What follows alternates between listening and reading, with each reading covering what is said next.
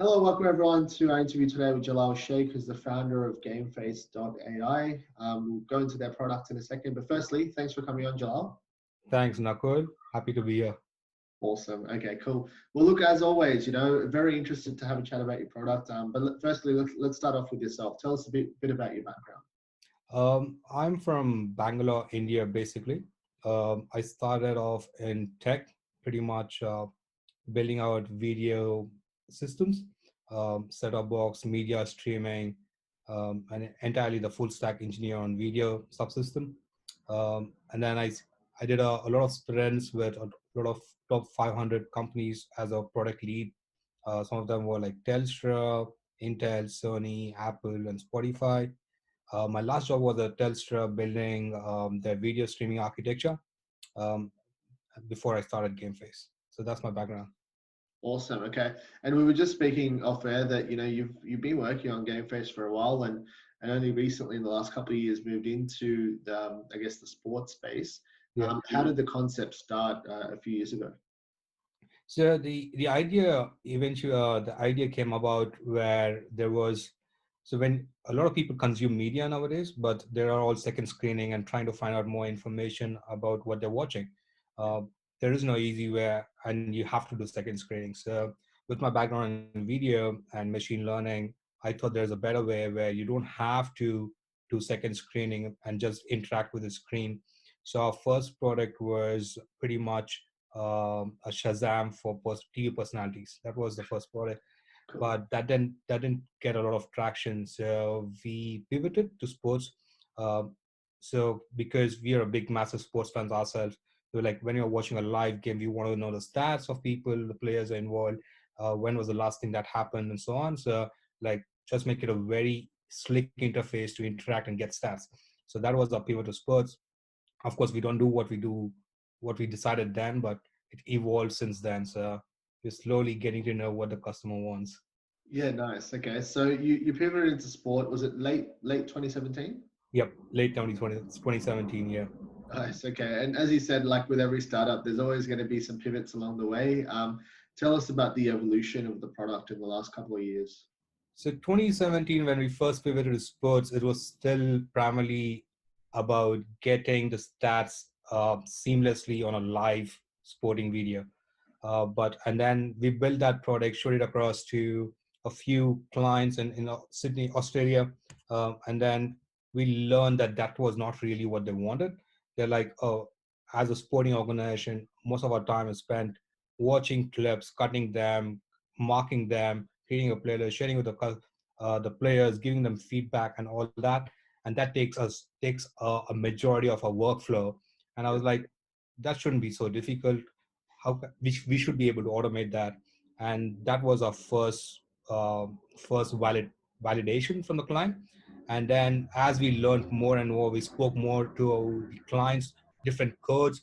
Everybody does that in the industry today.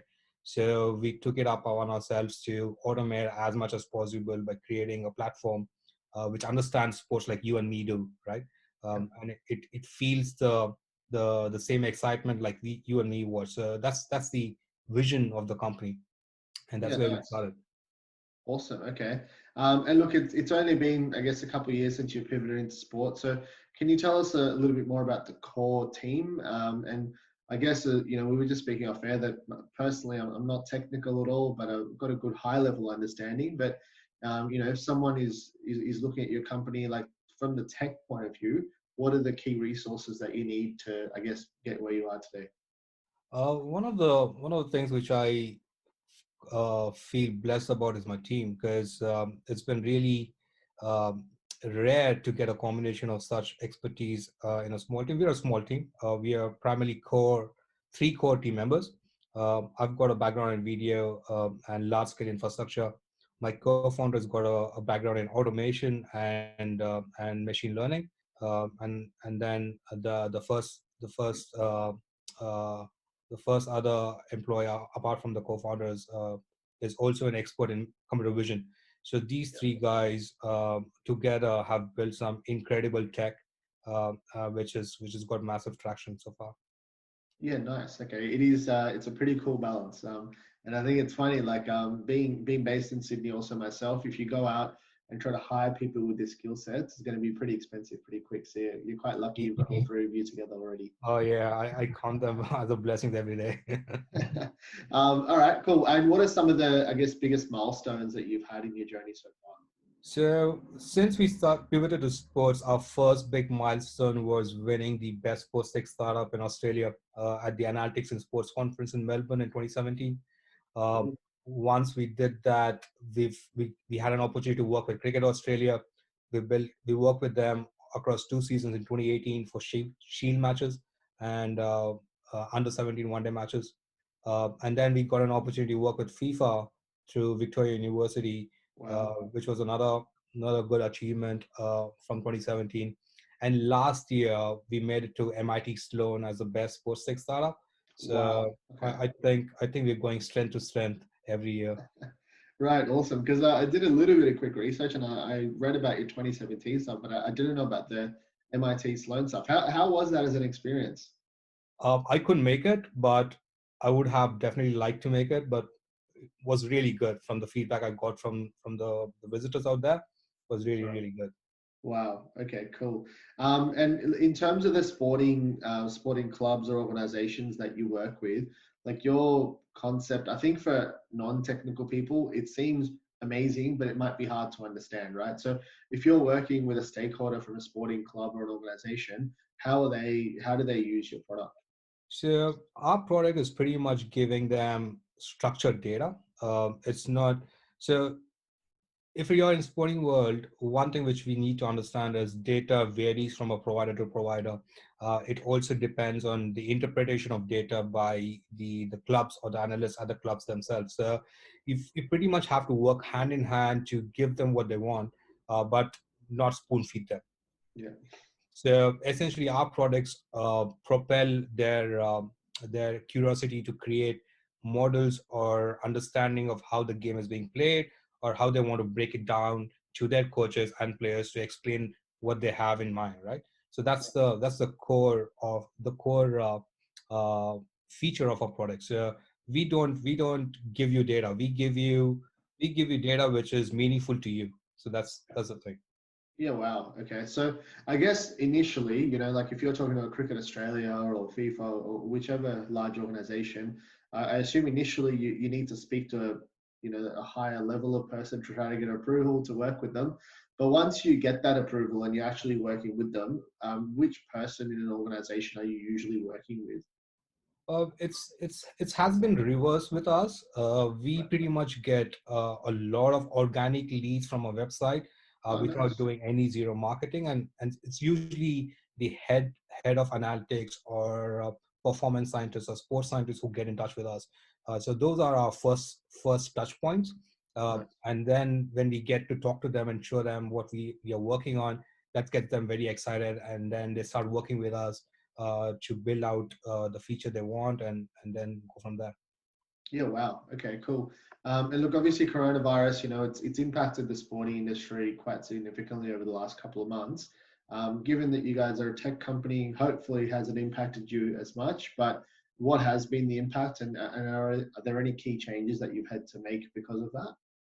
Since 2017, as you know, startups can go really, really fast. So we really had a downtime or a breather, which meant our tech stack itself was overburdened with a lot of features we wanted. Yeah. So the COVID-19 for sake has turned into a blessing for us to look back into the architecture, clean it up, make it more sharper, more appealing, add more features which we think is gonna have an impact at grassroots and at elite at the same level. So Right. Okay, nice. And I think, what you're saying there, obviously it's horrible what's happening, but in terms of the fact that it gives everyone some time to step back and reassess, I think a lot of individuals that I've spoken to have said the same thing. It gives them some time to do some self-learning and some, technical training, whatever it may be. I think you guys are in the same, but it just gives you some time to take a breather and work on your own product. Is that yeah, right? yeah. Yeah, nice. Okay, cool. And I guess in terms of the downtime, is that impacted? I guess the amount of companies that are getting in touch, or budgets with those companies? Like, have you noticed that, or is that not Um, as much of a I problem as you haven't would have thought? noticed. I haven't noticed reduced leads from the website. We still get uh, one or two leads every week, asking us, give us a demo, give us tell us about your platform, give us a what are the features? Can you do this? Can you do that? So that's still happening. So that's a good part. On the budgets, certainly. I mean, we haven't discussed budgets with a lot of clubs in COVID, at least, especially considering Right. how it's impacted the clubs and sporting worldwide. So it's going to be a gradual trajectory or change until sports picks up back to business as usual. I think so. Nice. Okay, cool. And in terms of, I guess, just going back to the tech side. So, I guess again, if you're speaking to people at sporting clubs or organizations, they're not going to be as well versed with machine learning and automation and computer vision. But from your point of view, like if you're trying to, I guess, in the last couple of years, can you explain, I guess, the key technical skills or the tools that you've had to use, without going into too much detail, obviously, but just high level, like what are some of the main things that you've, I guess, worked on? Our whole tech stack is based on key frameworks in the industry. So we use TensorFlow extensively, Python, computer vision, so OpenCV, a lot of C programming. Um, yeah, that's pretty much our core stack on machine learning. Yeah. Cool. All right. And I guess the other thing, once you're working with a client, in terms of scalability, do you find that, as I said, being a non-technical person myself, like if the size of the organization is, say, a couple of, say, like a more local organization, or if it's a sort of national level team, which with a whole heap of teams flowing underneath that, does that matter from your point of view, or is the tech quite scalable, in that it's the same Uh, amount of work regardless? So when we started this company in 2017, when we pivoted to sports in 2017, our vision was to provide analytics to everybody, right from the grassroots to elite. So because I mean we've seen, at least in cricket, where there are two players who monopolize the ball tracking data, right?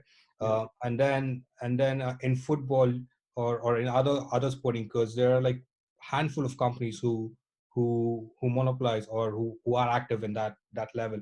But when yeah, you go down a step lower, like the Ranjis or the Shield matches or the first class county matches, there is little or no tech. I mean, there are coaches, and of course they are, but the advance or the analytics at that level is not there, yeah, which is what we want to solve. And because we do optical or machine learning versus on optical, it allows us to scale massively the same features to grassroots clubs. All they nice. need is video. And video has been a biggest growth factor for sports. Everybody now captures their games, reviews them, but our tech is underlying to that. So we analyze those videos and give them the same feedback which you would probably give to a pro team in Europe. Right. No, awesome. Okay, cool. And we're talking, we're both based in Sydney, and I was saying one of the main reasons for Sport Tech Daily is I felt, as someone from outside of the sporting industry only a few months ago, I really wanted to get involved, but there didn't seem like a lot of obvious resources or networking events to get involved in the sport tech space specifically. Yep. So the last 2 or 3 years, you've mentioned you've presented at the conference in Melbourne, gone to MIT Sloan in the US. Um, at least based in Australia, are there any networking events or meetups that you've, I guess, found quite useful, or on a more personal level, any podcasts or any other, I guess, resources that you like to tap into from a learning point of view in this area? I like to follow the ASTN guys, Australian Sports Technology Network. Those guys, they have some good content coming through. The Sports Tech World Series newsletters are pretty insightful to know what's happening around the world. Uh, Yeah, Personally, I do visit of listen to a few podcasts from some of the analysts which I like to follow, like clubs like Liverpool or club like Chelsea and Barcelona. yeah. So there is a group on YouTube called Friends of Tracking, which I Okay. follow. So that's a good educational series of how data is being used at the clubs. what is that they do on a day to day life, and how game can change with data, right? So that's one of the things which is of interest to me, and I follow that very keenly. So these are a few things which I do. Right. Awesome. Okay, cool. It's funny, the last thing that you mentioned there, I've been trying to find some podcasts myself, so I'll be using some of these examples too. So thanks for that. No worries, man. No, awesome. And look, you mentioned, I guess the trajectory of the company is really impressive over the last 2 or 3 years. What are the plans the next year or two? What are the sort of immediate next steps for you guys? uh, we have some really exciting plans. Like I said, COVID has given us some time off to revisit our plans. So we are doing a lot of exciting feature updates to our core platform, which is cricket and football. So post COVID, or very soon in the near future, we start live testing our beta football analytics platform, which we are really excited about. Nice. And that's happening. We have a host of new partnerships to be announced in the coming few months, which I can't wait to share. There's a lot of news. We're closing our funding round now, so that is also another exciting stuff. So things are happening. So a lot of exciting stuff coming up.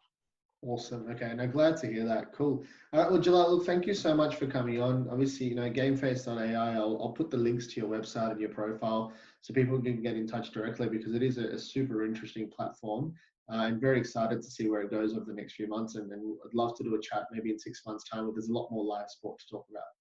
Thanks, Nakul. Appreciate it. Hope you enjoyed this episode.